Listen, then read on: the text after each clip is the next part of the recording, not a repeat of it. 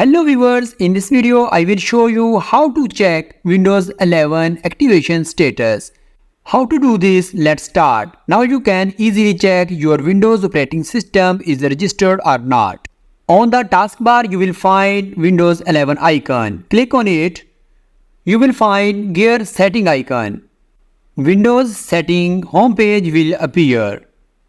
On the left side you will find System option. Now click on System option. More option will appear on the right side. Now find here Activation. Click on Activation option. Here is you can see activation status.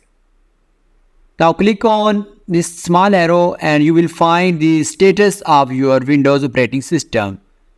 Hope so this video will be helpful for you. See you in next video. Goodbye.